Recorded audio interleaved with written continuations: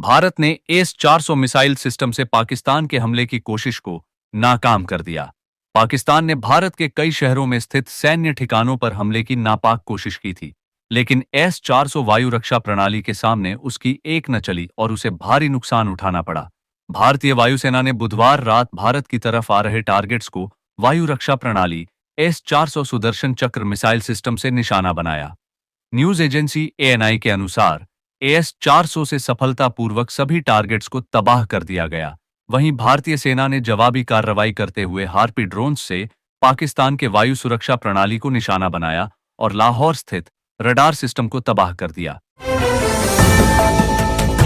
क्या है एस-400 वायु रक्षा प्रणाली? एस-400 वायु रक्षा प्रणाली उपकरणों का एक नेटवर्क है जिसे हवाई खतरों से निपटने के लिए किसी विशिष्ट क्षेत्र में तैनात किया जाता है। यह दुश्मन के लड़ाकू विमानों, मिसाइलों और ड्रोन्स को हवा में ही निशाना बनाने के लिए डिजाइन किया गया है। एस-400 मिसाइल डिफेंस सिस्टम को भारतीय वायुसेना के सबसे ताकतवर हथियारों में से एक माना जाता है। यह किसी भी संभावित खतरे को हवा में ही तबाह करने में सक्षम है। एस-400 मिसाइल सिस्टम को चीन और पाकिस्तान के खतरे को ध्यान में रखकर तैनात किया गया है। इसकी रेंज 40 से 400 किलोमीटर के बीच है। भारत और रूस के बीच साल 2018 में एस-400 मिसाइल डिफेंस सिस्टम का सौदा हुआ था। सौदे के तहत भारत को एस-400 मिसाइल सिस्टम की 3 रेजिमेंट मिल चुकी हैं। भारत को अभी 2 और रेजिमेंट मिलनी है, लेकिन रूस यूक्रेन युद्ध की वजह से उनमें देरी हुई है और अब उनके साल 2024 में मिलने की उम्मीद है। पीएक ने भारत के 15 ठिकानों पर हमले की कोशिश की। जवाबी कार्रवाई में उसका एयर डिफेंस सिस्टम तबाह। ऑपरेशन सिंदूर के बाद पाकिस्तान लगातार उकसावे की हरकतें कर रहा है। भारत की जवाबी कार्रवाई में उसे काफी नुकसान पहुंचा है। पहलगाम हमले के जवाब में भारत के मिसाइल हमलों के बाद पाकिस्तान बौखला गया है। अपनी बौखलाहट में उसने भारत के कई अग्रिम स्थानों पर गोलाबारी की है। हालांकि भारतीय सेनाओं की जवाबी कार्रवाई में पाकिस्तान को काफी खामियाजा उठाना पड़ा है। भारत की सीमा से सटे पाकिस्तान के सबसे बड़े शहर लाहौर में उसे काफी नुकसान पहुंचा है। भारत ने लाहौर में पाकिस्तान का एयर डिफेंस सिस्टम पूरी तरह ध्वस्त कर दिया है। इसी के साथ पाकिस्तान ने भारत में 15 शहरों में स्थित सैन्य ठिकानों को निशाना बनाने की कोशिश की, जिसे सेना ने नाकाम कर दिया। गुरुवार शाम विदेश सचिव विवेक मिश्री, कर्नल सोफिया कुरैशी और विंग कमांडर व्योमिका सिंह ने दोबारा प्रेस ब्रीफिंग कर इस जानकारी को दोहराया। हार्पी के हमले से पाकिस्तान में हाहाकार, डिफेंस सिस्टम को किया तबाह, जाने ड्रोन के बारे में सब कुछ। हार्पी ड्रोन को इजराइल एयरोस्पेस इंडस्ट्रीज ने विकसित किया है। यह एक लॉइटरिंग म्यूनिशन है जिसे मुख्य रूप से दुश्मन के रडार सिस्टम और हवाई रक्षा प्रणालियों को नष्ट करने के लिए डिजाइन किया गया है। इस ड्रोन के जरिए भारत ने पाकिस्तान में हमले किए। पाकिस्तानी सेना ने गुरुवार को दावा किया कि भारत ने कराची और लाहौर जैसे बड़े शहरों सहित कई स्थानों को निशाना बनाने के लिए ड्रोन हमले किए हैं। भारत ने पाकिस्तान के जिन इलाकों को निशाना बनाया है, उन जगहों पर इसराइल से मिले हार्पी ड्रोन का इस्तेमाल किया है। दुनिया से सबसे घातक ड्रोन में शुमार हार्पी ने पाकिस्तान की कई इमारतों का भारी नुकसान पहुंचाया है। सरकार का कहना है कि ऑपरेशन सिंदूर अभी भी जारी है और अब तक 100 से अधिक आतंकी भारतीय सेना की कार्रवाई में मारे गए हैं। रक्षा मंत्री बोले, सशस्त्र बलों ने दिखाई बहादुरी, पाकिस्तान पोक में निष्क्रिय किए आतंकी शिविर। रक्षा मंत्री राजनाथ सिंह ने कहा कि पाकिस्तान और पीओके में ऑपरेशन सिंदूर के जरिए 9 आतंकी ठिकाने तबाह किए गए और बड़ी संख्या में आतंकवादी मारे गए। उन्होंने कहा कि बिना किसी जनहानि और सटीकता के साथ इस अभियान को अंजाम दिया गया। उन्होंने इसे देश के लिए गर्व की बात बताया। रक्षा मंत्री राजनाथ सिंह ने गुरुवार को कहा कि पाकिस्तान और पाक अधिकृत कश्मीर पीओके में आतंकी शिविरों को निष्क्रिय कर दिया गया है। उन्होंने कहा कि यह देश के लिए गर्व की बात है। ऑपरेशन सिंदूर में तबाह किए गए 9 आतंकी ठिकाने। राजनाथ सिंह ने कहा, मैं सशस्त्र बलों को कल की गई कार्रवाई और उनके द्वारा दिखाए गए साहस और वीरता के लिए बधाई देता हूं। पाकिस्तान और पीओके में आतंकी शिविरों को निष्क्रिय कर दिया गया है। यह हमारे लिए गर्व की बात है। रक्षा मंत्री ने कहा कि जिस सटीकता के साथ ऑपरेशन सिंदूर को अंजाम दिया गया वह अकल्पनीय था। उन्होंने कहा कि इस ऑपरेशन में 9 आतंकी ठिकाने तबाह किए गए और बड़ी संख्या में आतंकवादियों को मार गिराया गया। बजा सायरन और छा गया अंधेरा, सड़कों पर वाहन के पहिए रोक। बिहार ने बताया, हम हैं तैयार। पटना, पूर्णिया, कटिहार, अररिया, किशनगंज और बेगूसराय में मॉक ड्रिल की गई। इस दौरान पटना सहित बिहार के 6 शहर अंधेरे में डूब गए। सड़कों पर वाहनों के पहिए रोक दिए गए। चालकों ने अपनी गाड़ी की लाइटें बंद कर दी। 10 मिनट तक पूरी राजधानी अंधेरे में नजर आई। एमबीबीएस में 3 से अधिक बार असफल उम्मीदवारों को मिली अंतरिम राहत। पटना हाई कोर्ट ने दिया ये फैसला। पटना हाई कोर्ट ने मेडिकल कॉलेजों में असिस्टेंट प्रोफेसरों की भर्ती प्रक्रिया में अहम फैसला सुनाते हुए उन उम्मीदवारों को अंतरिम तौर पर शामिल होने की अनुमति दी है जो एमबीबीएस परीक्षा में 3 बार से ज्यादा असफल हुए हैं। कोर्ट ने यह स्पष्ट किया कि यह अनुमति अंतरिम राहत के तौर पर है और याचिका के अंतिम निर्णय के अधीन होगी। बिहार में पर्यावरण संतुलन को लेकर चलाया जा रहा जल जीवन हरियाली अभियान, पौधारोपण और जल संरक्षण की दिशा में बड़ी पहल। बिहार में जल जीवन हरियाली अभियान जल संरक्षण और पर्यावरण सुधार के लिए महत्वपूर्ण है। मुख्यमंत्री नीतीश कुमार द्वारा शुरू की गई इस योजना के तहत 2025-26 में विकास के लिए 587 करोड़ रुपए आवंटित किए गए हैं। जानिए कैसे यह अभियान बिहार को हरा भरा बनाने और कृषि को बढ़ावा देने में मदद कर रहा है। इस अभियान की शुरुआत मुख्यमंत्री नीतीश कुमार ने 2 अक्टूबर 2019 को की थी।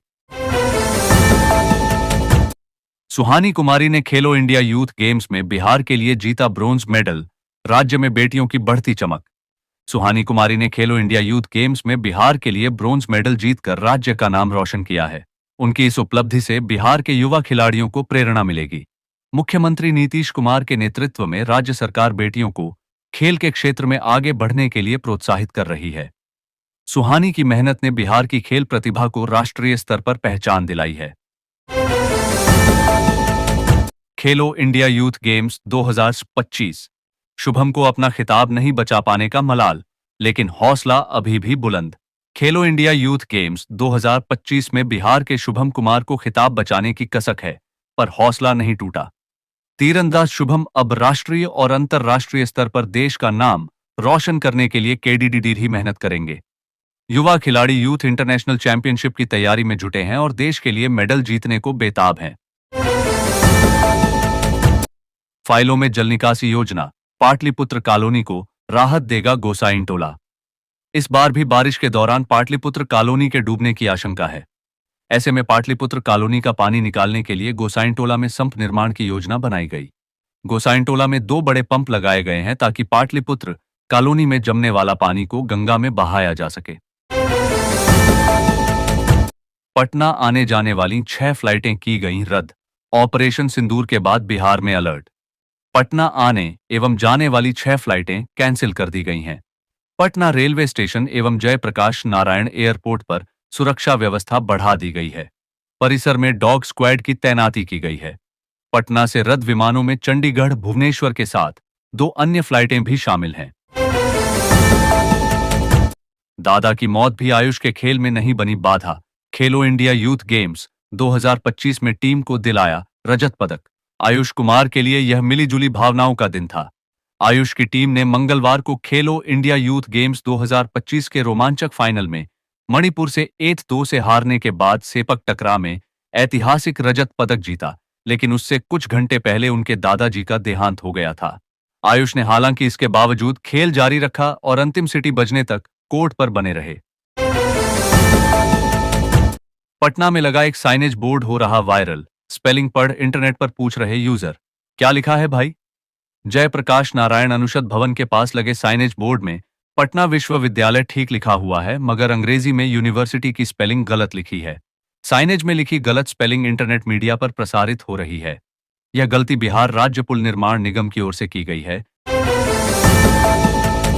3 गुना छोटा हो जाएगा पटना का व्यस्ततम चौराहा, 7 दिन में दिखेगा बड़ा बदलाव। अब पटना जंक्शन गोलंबर पर यात्रियों का बोझ कम होगा। 1 हफ्ते के अंदर गोलंबर 40 मीटर से घटाकर 12 मीटर कर दिया जाएगा। सबवे के माध्यम से यात्री मल्टी मॉडल हब पहुंचेंगे। वहां नगर बस सेवा और वाहन पार्किंग की व्यवस्था रहेगी। 7 दिन में नया स्वरूप लोगों को देखने को मिलेगा। बिहार में शिक्षकों के ईपीएफ को लेकर ताजा अपडेट। एसिस के पास भी पहुंची चिट्ठी। बिहार के शिक्षा विभाग को कर्मचारी भविष्य निधि संगठन ने पत्र लिखकर शिक्षकों के भविष्य निधि अंशदान को 15 दिनों के भीतर जमा कराने को कहा है। संगठन ने कहा है कि कई शिक्षकों के मामले में भविष्य निधि अंशदान समय पर जमा नहीं हो रहे हैं, जिससे उनके लाभ प्रभावित हो रहे हैं। अगर उनका लाभ सही समय से नहीं दिया जाता है तो जुर्माना लगेगा। एक एटलस में मिलेगी बिहार के सभी जल निकायों की जानकारी, भूमि सुधार मंत्री ने किया लोकार्पण। बिहार के राजस्व एवं भूमि सुधार मंत्री संजय सरावगी ने गजेटियर कम एटलस ओएनएफ वाटर बॉडीज ओएनएफ बिहार का लोकार्पण किया। इस एटलस में नदियों, तालाबों और आर्द्र भूमि जैसे सभी जल निकायों की जानकारी है, जिसमें ग्राम पंचायत स्तर के जल निकाय भी शामिल हैं।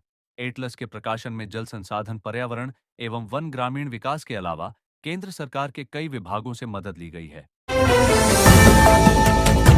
पटना जिले का सबसे बड़ा शराब माफिया गिरफ्तार, एसटीएफ ने की कार्रवाई। पहले से 35 मामले थे दर्ज। पटना में जेपी गंगा पथ पर एसटीएफ ने छापेमारी कर शराब माफिया जयाकांत को गिरफ्तार किया। उस पर 35 मामले दर्ज थे और वह 2 वर्षों से फरार था। उसके पास से 2 राइफल और पिस्टल बरामद की गई। 2 अन्य लोगों को हिरासत में लेकर पूछताछ की जा रही है, जिसमें एक सेवानिवृत्त आर्मी जवान भी शामिल है। जयकांत नेपाल में छिपकर शराब का कारोबार करता था।